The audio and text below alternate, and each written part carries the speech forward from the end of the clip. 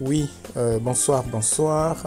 Je me permets de répondre à quelques questions qui m'ont été posées par les internautes suite aux vidéos que j'ai publiées.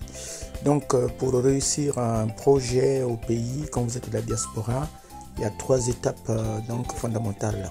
Il y a l'achat du terrain, la période de papier, puis le projet en lui-même. Pour réussir votre projet, si vous êtes dans la diaspora, alors beaucoup de gens m'ont posé la question, et donc trois catégories de personnes: ceux qui sont dans la diaspora depuis plus de 20 ans et qui ne sont pas repartis dans leur pays, ceux qui sont dans la diaspora et qui pensent que c'est trop tard pour eux pour entreprendre un projet, et ceux qui sont dans la diaspora qui sont chauds mais qui ne savent pas sur qui se confier.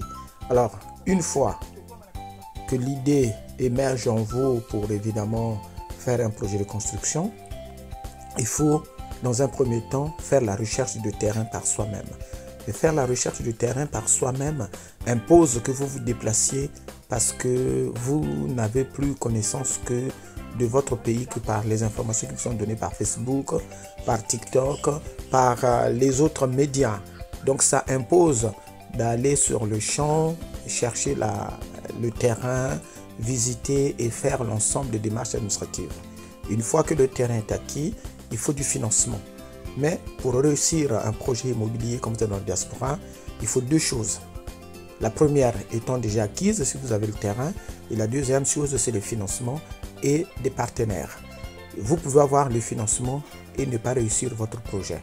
Donc le plus important, c'est d'avoir des partenaires fiables. Je ne parle pas des membres de vos familles, je ne parle pas de vos frères, je ne parle pas de vos mamans. Je parle ici des partenaires, c'est-à-dire des gens qui ont le même rêve que vous, des gens qui veulent vous aider, des gens qui veulent vous accompagner et des gens qui aspirent à votre bonheur. Donc voilà les trois moments clés si vous voulez réussir votre projet dans la diaspora.